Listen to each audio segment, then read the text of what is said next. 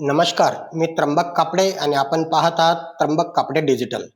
महाराष्ट्रात शिवसेना फुटते, राष्ट्रवादी काँग्रेस विभागली जाते, दिल्लीत आम आदमी पक्षातील नेते भाजपमध्ये प्रवेश करतात.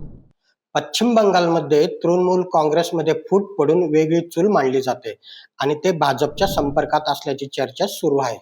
म्हणून एकच प्रश्न विचारला जातो, हे सगळं ऑपरेशन नेमकं कोण चालवतं?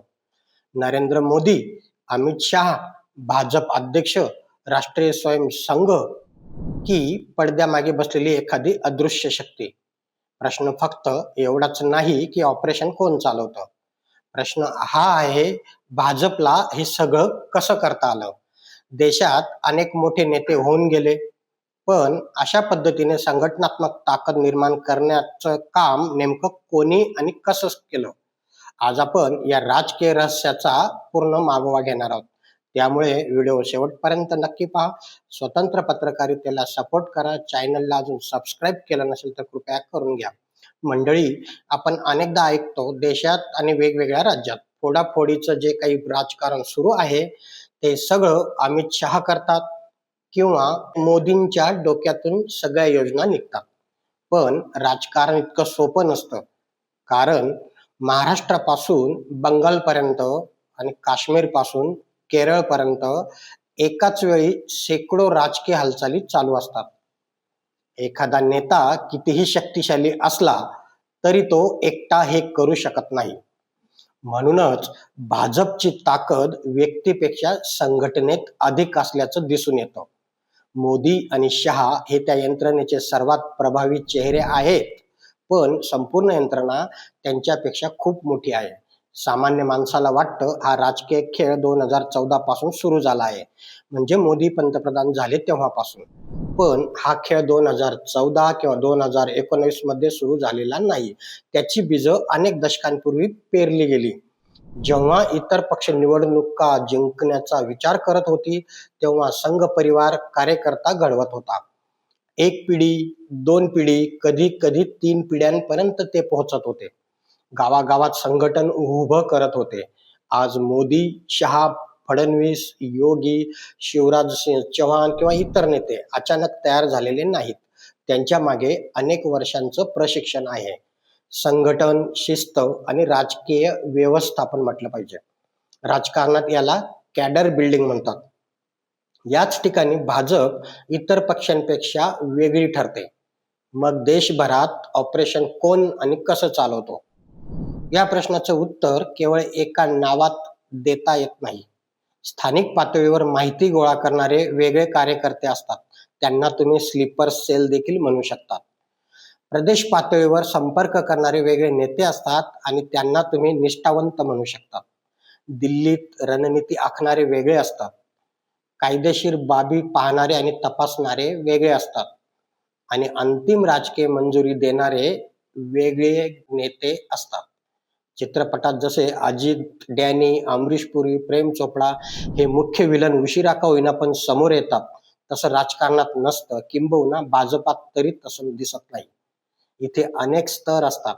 मात्र राजकीय विश्लेषकांच्या मते मोठ्या निर्णयांच्या केंद्रस्थानी मोदी आणि शहा यांचं नेतृत्व आहे, अशी चर्चा घडवून आणली जाते.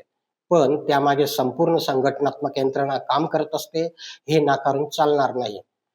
चाणक्याने हजारो वर्षांपूर्वी 4 शब्द सांगितले होते: साम, दाम, दंडभेद. राजकारणात हे 4ही उपाय वापरले जातात. मित्र निर्माण करणं, विरोधकांशी समझोता करणं, दबाव निर्माण करणं, विरोधी गटांमध्ये मतभेद करणं ही राजकीय तंत्र नवीन नाहीत. फरक एवढाच आहे की काही पक्ष ती अधिक प्रभावीपणे वापरतात. भाजपवर अनेकदा आरोप होतो की त्यांनी या तंत्राचा पुरेपूर आणि सर्वाधिक वापर केला. समर्थक म्हणतात ही राजकीय बुद्धिमत्ता आहे, तर भाजप विरोधक म्हणतात हा सत्तेचा गैरवापर आहे. आता निर्णय तुम्हीच घ्या. प्रश्न असाही निर्माण होतो की जर भाजपची यंत्रणा इतकी मजबूत असेल तर 2024 मध्ये विरोध का दिसला? याचं कारण भाजप कमकुवत झाली का? का विरोधक काही प्रमाणात का होईना पण मजबूत झाले? 2014 मध्ये विरोधक विस्कळीत होते. 2019 मध्ये विरोधक गोंधळलेले होते. पण 2024 मध्ये पहिल्यांदाच अनेक विरोधी पक्ष एकत्र आले आणि भाजपची घोडदौड थांबवण्यात काही राज्यांमध्ये तरी त्यांना यश आलं. राजकारणात एक नियम असतो, कोणीही कायमचा विजेता नसतो आणि कोणीही कायमचा पराभूतही नसतो. 2014 नंतर भाजपच्या सलग विजयांनी काँग्रेससह विरोधकांना एक मोठा धडा दिला. फक्त करिश्मा असलेला नेता पुरेसा नसतो, फक्त विचारधारा पुरेशी नसते, फक्त आंदोलनही पुरेसं नसतं. त्यासाठी मजबूत संघटना लागते, बूथ पातळीपर्यंत पोहोचणारे कार्यकर्ते लागतात, डेटा, सोशल मीडिया आणि सतत जनसंपर्क लागतो. त्यामुळे आज विरोधी पक्षांना समजलं आहे की खरी ताकद संघटनेत असते. म्हणूनच आता काँग्रेससह अनेक पक्ष संघटन मजबूत करण्यावर, सोशल मीडियावर आणि स्थानिक नेतृत्व उभं करण्यावर अधिक भर देऊ लागले. याचा अर्थ भाजप संपत आहे असा नाही, पण याचा अर्थ असा नक्की आहे की भारतीय मतदार आता अधिक स्पर्धात्मक राजकारणाकडे जाऊ लागला आहे. आता एकतर्फी मैदान राहिलेलं नाही. भारतीय राजकारणाचा इतिहास पाहिला तर एक गोष्ट वारंवार स्पष्ट होते, काँग्रेस अजिंक्य वाटत होती, त्यांना कोणीच पराभूत करू शकत नाही असं वाटत होतं.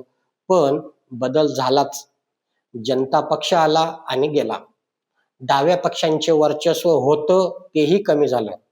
कोणतीही राजकीय शक्ती कायमची अजिंक्य राहत नाही, कारण लोकशाहीत अंतिम निर्णय जनतेचाच असतो. म्हणून मित्रांनो, प्रश्न फक्त इतकाच नाही की ऑपरेशन कोण चालवतं.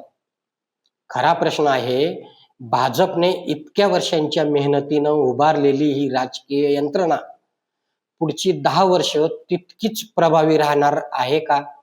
कारण शिखरावर पोचणं अवघड असतं, पण शिखरावर टिकून राहणं त्याहून अवघड असतं. 2014 मध्ये प्रश्न होता, भाजप जिंकेल का? 2019 मध्ये प्रश्न होता, भाजप किती मोठा विजय मिळवेल?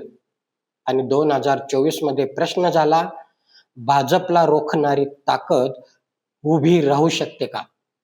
आणि कदाचित 2029 मध्ये देश एक नवीन प्रश्न विचारेल, भाजप पुन्हा जिंकेल का? आणि हाच प्रश्न भारतीय राजकारणाचं पुढचं प्रकरण लिहिणार आहे. कारण राजकारणात सर्वात धोकादायक प्रतिस्पर्धी तो नसतो जो बलवान असतो, सर्वात धोकादायक प्रतिस्पर्धी तो असतो जो पराभवातून शिकतो. 2024 मध्ये देशाने कदाचित हाच बदल पाहिला. भाजप अजूनही सर्वात मोठी राजकीय शक्ती आहे, पण आता विरोधक फक्त विरोध करत नाहीत, ते शिकतही आहेत. कारण राजकारणात जिंकणारा मोठा असतो, पण पराभवातून शिकणारा त्याहून मोठा असतो. 2014 मध्ये भाजपने देशाच्या राजकारणाला नवी दिशा दिली. 2024 मध्ये विरोधकांनी शिकण्यास सुरुवात केल्याचे संकेत दिले. आता प्रश्न 2029 चा आहे. तुमच्या मते पुढचा मोठा राजकीय बदल कोण घडवेल? भाजप, विरोधक की भारतीय मतदार? तुमचं मत कमेंट बॉक्समध्ये नक्की लिहा. व्हिडिओ आवडला असेल तर लाईक आणि शेअर करा. पुन्हा भेटूया अशाच एका नव्या विषयासह. तोपर्यंत नमस्कार. जय हिंद, जय महाराष्ट्र.